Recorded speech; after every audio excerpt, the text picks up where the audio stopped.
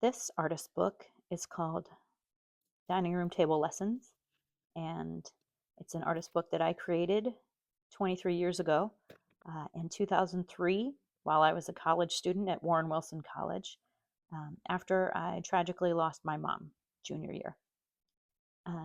This book kind of was a long time coming. I went back to my house after my mom passed away, and my brother and I started the process of cleaning up her house and going through her things. And one of the main features of our house was our dining room table, um, which was not your typical dining room table because I had never eaten at this table in my entire life. It was always her makerspace, and it had all sort of giant, a pile. The entire table was a huge pile of papers and art supplies and her typewriter and her Gecko screen print machine. And she was always doing collages and making prints and doing calligraphy and poems and typing things and um, piecing things together in this space. And even though she hadn't really used it in many years, I ended up um, sorting through all of the things on the table and anything that I thought would make a cool collage or something that I wanted to kind of build into some kind of piece of memorial artwork, I put in a bag and I brought it back to college with me. And I eventually turned it into this book. And all the parts of this book, including the backing pages, the manila that you see there, were manila folders that she had on the table. Aside from a couple of small pieces of handmade paper that I made as a college student, and the leather on the binding and the little pouch that it comes in, every single other thing in this book was on the table um, before she died. And I sorted everything out and really worked to place things together in a way to create more meaning than they would be separately. This book was designed to make it so that we could open it on the dining room table and everyone could sit around the table and everyone would have something that faced them that they could look at and they could read and they can experience all sides of this book, all of these beautiful, interesting things that my mom thought were really cool or important or that she wanted to make something with someday. And I just put them all into this book so that we could sit at the table and experience who she was and what she made at this table, but then we could fold it all up and put it away and still use the table. And that was my goal with making this book.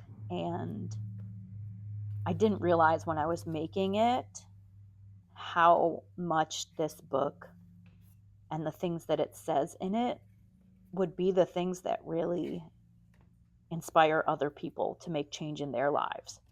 Um, I don't think she had any idea that all the things on her dining room table would be that for someone else um, someday, but they were. And I, in college, did a lot of show and tell events where I would show off this book and some other books that I made about her and about my family. And people would come up to me and cry and say how much that they were inspired to seize the moment and to change things about their life.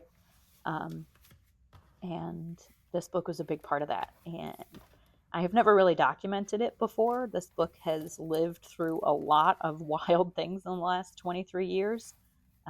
It was at an art show where it got snowed on, so it's had some water damage to it. But it has been opened and viewed and performed and experienced by hundreds and hundreds of people in the last 23 years. And I wanted to make sure I got a chance to make a video about this special book and its story before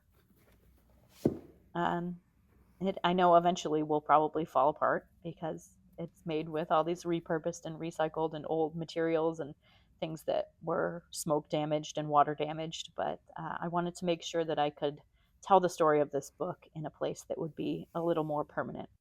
So here's some close up details. There's Jimmy the hippo, these screen prints of these beautiful mamas there were made by a friend of my mom's, Nita Penfold. All of these film negatives belong to my dad. He used to be a photographer. This page, you can see some of the damage from looking at it. But throughout this book, um, there are actual coffee splurks from my mom's cup of coffee, where she spilled coffee on papers that were on this table, and they're still there. These mirrors were part of the things that were on this table, and I put them there so I can see my face next to her face there. There's that Polaroid is me in pre-K and price tags for my first store. There's this women's rights convention booklet there that has somehow is on the table. My mom's literary magazine was called Swift Kick, and that was from her letterhead that's there.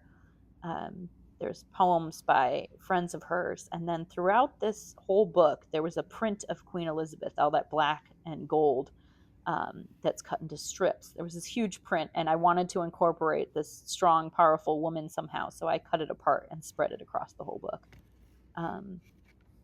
There's just so many little poems and phrases that really inspire people to think differently. And this envelope there shows how long that some of these papers were on her table, being covered in cigarette smoke and dust and sunlight. Decades. There's decades of history in the materials on here. There's thank you cards from friends of hers talking about how much she had helped them in their lives by just being a really thoughtful and giving person. And there's some of that yellow, you can see some of the water damage from when it got snowed on it. There's a photo of my mom built into the book. And she used to run the women's center at a community college. And look at that, back in 1991, there were all these posters she was handing out, drawing attention to misogyny and rape culture. Look at her being the feminist way back before it was cool. And I just love that I had a way to turn my own grief into something that was really beautiful, and to show all of these things that symbolize motherhood and daughterhood and our relationship and feminism and artistry and paper crafting and spirituality and miracles. So this book is really a big part of why my business is called Papercraft Miracles in the first place, because of all these little miracles that I found on her table, and all the things they say in there that helped bring me back to life. Like that one where she's practicing her calligraphy with different colors to match the poem, and using her paper art to bring things to life. And in a lot of ways, the little miracle phrases throughout this book, these things that are in here, the little notes from people she was connected with, helped me to figure out how to keep going after I thought I was going to die. So here's this special, ginormous, rectangular dining room table book that I made using all these special things that belong to my mom. Hope you enjoy it.